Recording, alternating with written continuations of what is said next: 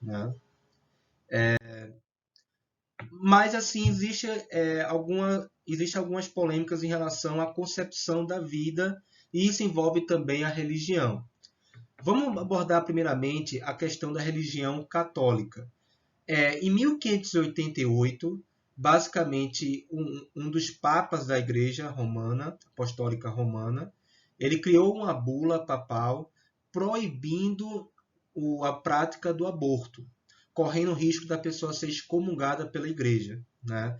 Então, desde o princípio do cristianismo, desde alguns teólogos específicos já abordaram a questão da concepção da vida. E no catolicismo, a concepção da vida ela parte desde a concepção da fecundação, certo? Então, para o catolicismo, a vida ela começa desde a fecundação, de fato, né? E aí, e na verdade, a Igreja Católica sempre foi contra a prática do aborto. Então, na perspectiva da religião católica, o Sagrado Magistério da Igreja Católica considera como sendo mais seguro que a vida humana tenha o seu início desde a fecundação, quando aparece um genótipo caracterizado pelos 46 cromossomos, distinto do pai e da mãe. Por aí é que o catolicismo vê essa concepção do surgimento da vida. Na questão médica, na medicina, alguns médicos assim têm concepções distintas em relação a essa ideia da vida. Por exemplo, há quem acredite que o início da vida ela se dá a partir da fecundação. Há outros médicos que acreditam que o início da vida ela se dá através do processo da nidação. O que significa nidação? Nidação é uma das primeiras etapas da gravidez, quando o embrião ele é implementado na parede uterina. Então, geralmente, a nidação, uma das primeiras etapas da gravidez, ela ocorre após uma semana após a fecundação, né? E muitos médicos consideram que a nidação ela já existe um processo de concepção de vida.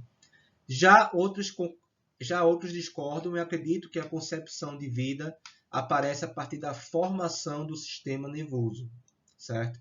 Então, até na própria seara médica, existem algumas divergências.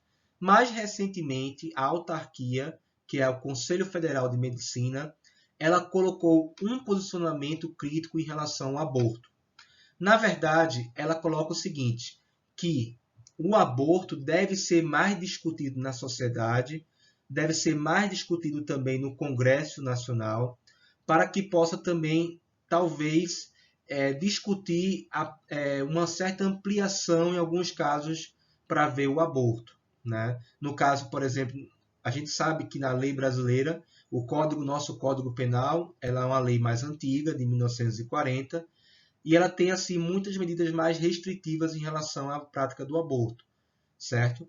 Então, o Conselho Federal de Medicina ele está colocando em evidência o seguinte, que a sociedade precisa discutir mais algumas condições para haver o aborto e o nosso legislador deveria também entrar nessa discussão para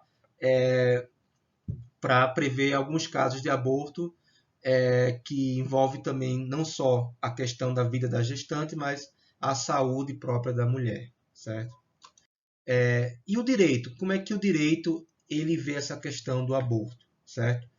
A gente precisa diferenciar, no direito, a gente precisa diferenciar basicamente a ideia de concepção de vida, a ideia do direito da vida como direito fundamental e a ideia também de personalidade jurídica, né? Então, juridicamente é adotada a teoria natalista, que significa segundo a qual aquele que nasce com vida, então um bebê nasceu com vida, funcionamento do aparelho cardiorrespiratório, ele tem personalidade jurídica e é considerado pessoa. Pessoal, essa ideia de personalidade jurídica, ela envolve vários fatores. Ela envolve, por exemplo, ela está prevista no nosso Código Civil, que considera que a personalidade jurídica começa com o nascimento, após o nascimento. E aí o bebê, após ter nascido, ele passa a ser uma pessoa. Então ele passa também a ter a tutela do direito e a tutela também das garantias constitucionais, né, como direito à saúde, direito à vida, o direito ao desenvolvimento da formação da criança, né, o direito também em relação à família, né. Então, assim, o direito ele prevê dois casos específicos em relação a isso. Ele prevê a personalidade jurídica como pessoa, né, que ocorre após o nascimento, mas também o direito ele tutela também direitos em relação ao nascituro. O que é o nascituro? Aquele que ainda está na ainda está na vida intrauterina, né? Que ainda está em formação dentro do útero. Né?